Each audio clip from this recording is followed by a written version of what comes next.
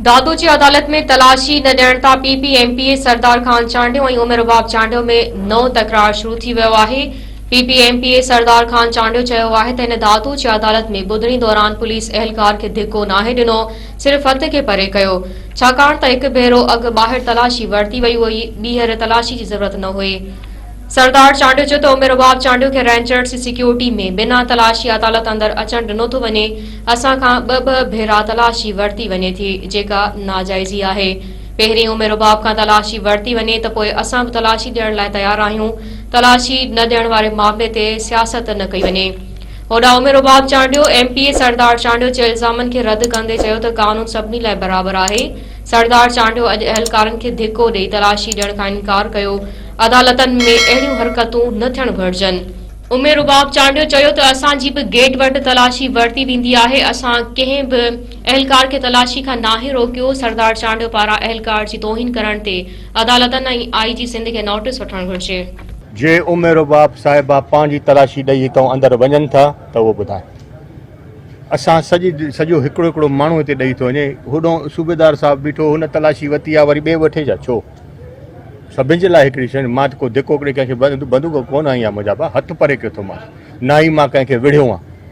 हे नओं हिकिड़ो तव्हांजो शुशो हिननि माई खे हथ में आहे। गाॾी असां अचूं पिया मेड़ खाऊं त गाॾी क्रॉस करणु कोन पिया ॾियनि, रांग साइड वञी ॿिए रोड सां फिरी वञी गाॾी क्रॉस कई अथऊं। हिननि खे हाणे ॿियो कुझु खपे कोन थो, ॿी का शइ हिननि वटि मिली कान्हे। हाणे इन्हनि जा इहे बहाना आहिनि। मेहड़ न वञो, मेहड़ में असांखे ख़दशो आहे, खून जो ख़दशो आहे। अबा हिन महिल ताणी कंहिं अचे मेहड़ में कंहिंजो चवंदा आहिनि त को गुल उछलायो अथनि, जो हिन महिल ताणी हिननि खे इहो ख़दशो आहे।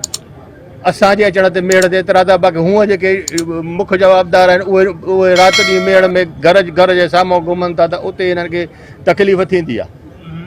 अदीके चओ केस पंहिंजो विड़े, सियासत न करे, बाक़ी हिन सियासत खे असां मोह ॾेई सघूं था। अलाह ख़ैर कयो आहे। सरदार कॾहिं बि न चाहींदा त कानून जी बराबरी हुजे, हू कॾहिं बि न चाहींदा त कानून जी बालादस्ती हुजे, जंहिंजे करे ही भोतार हिननि जो माइंड सेट इहो आहे त ही चेकिंग करण खे बि पंहिंजी इंसल्ट सम्झनि था, ही चेकिंग करण खे बि पंहिंजी हिनखे अना जो मसइलो बणाइनि था। इन शइ जो नोटिस हिते जेके बि जज साहिबान मौजूदु आहिनि उन्हनि खे बि मां चवणु चाहींदमि, ॾिसो असां उनजी इंसल्ट कई थी वञे, उनखे धिको ॾिनो थो वञे, हुनखे वर्दी जी बि जेको आहे सो तमीज़ नाहे त हिकिड़ो सरदार थी करे हू हिन अॻे वर्दी पातल कॉन्स्टेबल जी इज़त नथो रखे, त पोइ असां कीअं महफ़ूज़ आहियूं? असांखे ॿुधायो वञे त असां कीअं महसूसु कयूं त असां महफ़ूज़ आहियूं हिन वर्दी जे विच में, हिन अहलकारनि जे विच में। छो त सरदार हमेशह हुननि इहो ई कयो आहे, हू कॾहिं बि न चाहींदा त हुननि जी चेकिंग थिए। शायदि हुननि जो ई माइंड सेट इहो हुजे त हू को अहिड़ो वणंदड़ वाक़ियो करणु चाहींदा हुजनि। असां मुकमल कोऑपरेट करण लाइ तयारु आहियूं।